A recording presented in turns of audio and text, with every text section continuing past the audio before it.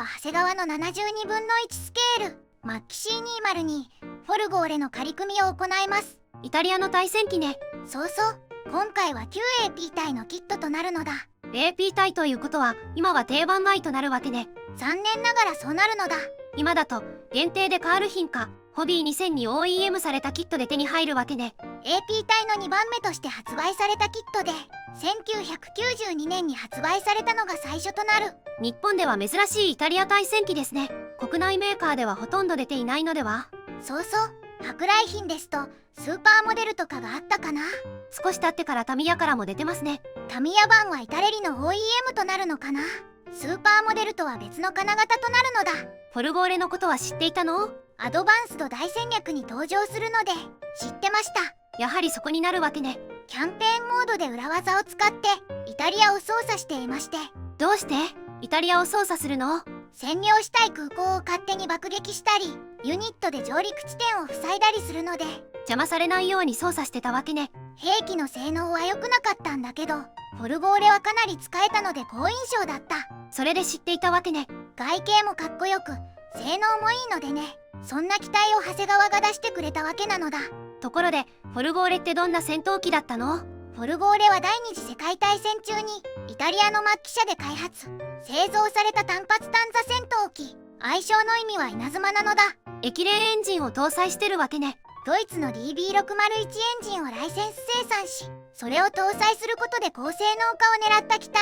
アルファロメオがライセンス生産したわけね。モンソーネエンジンとイフエンジンマッキ C200 サエッタがベースとなっているとか？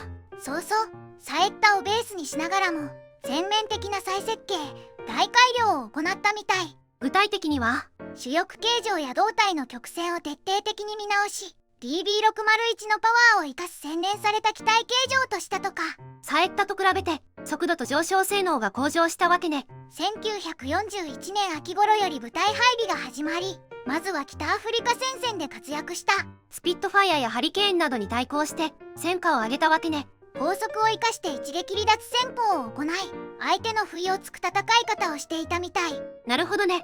ただし部品不足や燃料不足などの補給が原因となり全体的な稼働率を下げる要因となったとか。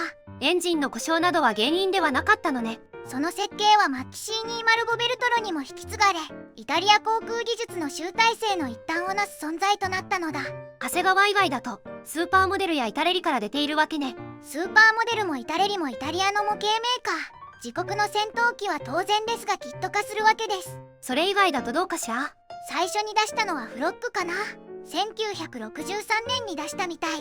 ふむふむ。そして翌年の1964年に東京プラモなるメーカーからも出ています。日本のメーカーからも出ていたわけね。フォルゴーレを惚れ惚れと表記してますね。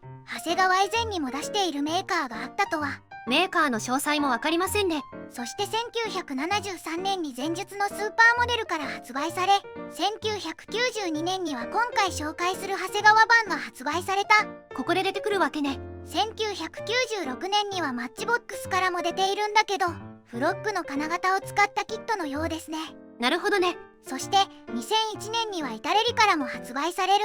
こちらはタミヤにも OEM されているウォーバードコレクションね。おそらくスーパーモデルの金型はイタレリにあると思うんだけど新規金型が出たってことはスーパーモデルは絶版ということになりそうね。2018年以降にホビー2000からも出ている。こちらは長谷川からの OEM ですね。最後は2025年に販売される予定で IBG モデルスからもアナウンスされているようです。ポーランドのプラモデルメーカーね。まずはパッケージ内容を確認するのだ。お願いします。パッケージイラストはイギリスの総発機を背景に飛ぶマッキ C202 フォルゴーレなのだ。背景の総発機はメリーランドかしら？では中身を開けていくのだ。グレーのランナーが3枚透明パーツが1枚デカール組み立て説明書なのだ。塗装図マーキングは2種類。第153航空団司令官機第52航空団第22軍第369飛行隊所属機となる。なるほど。部品点数は41点。そこまで部品点数も多くないので簡単に形になりそうね。では長谷川72分の1スケールマッキ C202 フォルゴーレの仮組みを始めるのだ。最初に操縦席なのだ。ふむふむ。操縦席は全部で3パーツ。操縦席床と操縦桿、座席となるのだ。その他にケーキパネルもあるわけね。ケーキパネルはデカール表現となる。パイロットはついてませんね。ある程度のディテールがあるから大丈夫かな。次はエンジンですね。エンジンのパーツは特にないのだ。なるほどね。液冷エンジンですからね。そうなのだ。次はプロペラですかね。プロペラは4パーツ構成となる。プロペラが一体成形となり、スピナーで挟み込む構造。次はカウリングかしら。カウリングも1パーツ構成。この時点では切り出して終了なのだ。次は主翼、水平尾翼、胴体なのだ。いわゆるしの字ですね。最初に胴体の組み立てとなる。ふむふむ。胴体は左右分割で2パーツ構成。操縦席とケーキパネルを挟み込んで接着。操縦席は後からも組み込めそうね。貼り合わせたらカウリングを取り付ける。先に組んだプロペラを挟み込むわけね。そうなのだ。胴体のモールドはどうでしょうか。大モールドになります。シャープなモールドです。主翼はどうでしょうか。主翼は3パーツ構成。主翼下パーツに左右主翼上パーツを貼り合わせる。主翼のモールドはどうでしょうか。こちらも大モールドとなる。やはりシャープなモールドです。次は水平尾翼ですね。水平尾翼は左右それぞれ1パーツずつ胴体に差し込む構造。ここはいつもと一緒ですね。次はクリアパーツや足回りなのだ。ふむふむ。キャノピーは分割となるが、操縦席の開閉選択は特に記載なし。透明度は問題なさそうね。問題なしです。実機は右側にヒンジがあるようなので、接着すれば開くこともできそうね。そうなのだ。次は足回りですね。まずは試脚。試脚は左右それぞれで6パーツ構成。タイヤと試脚や試脚、カバーの構成ね。その他にも胴体に取り付けるカバーもあるのだ。次は尾輪ね。尾輪は1パーツ構成となる。お好きなタイミングで取り付けられる。次は細かい部分の取り付けね。まずは胴体の上にアンテナをつける。カウリングの仮面にもインテーク口をつけるのね。オイルクーラー用かな。主翼中央後方にはラジエーターをつける。左主翼に気筒管を取り付けね。では終わりに総評なのだ。今回は長谷川の72分の1スケールマッキ C202 フォルゴーレの仮組みレビューしたのだ。仮組み後の感想はどうでしょうか。パーツ数が少なく初心者でも挑戦しやすいかな。精度も当時の長谷川標準で今でも十分通用するレベルだと感じた。プロポーションもよく独特のイタリア迷彩を再現できれば存在感のある仕上がりになりそうですね。その迷彩が難しいのですけどね。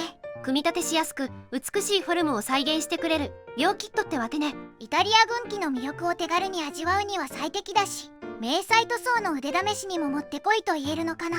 繰り返しですがその迷彩が難しいのですけどね。イタリア機の72分の1スケールは他にもいくつか積んでいるのでスーパーモデルが多いわね。 SM81 や G55S、 RE2001 などね。イタレリの BR20 もあるのだ。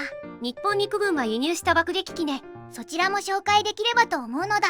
ではでは動画を最後までご視聴していただきありがとうございますなのだ。チャンネル登録と高評価をお願いしますなのだ。次回以降も飛行機プラモデルのレビューを続けていくのだ。ではバイバイ。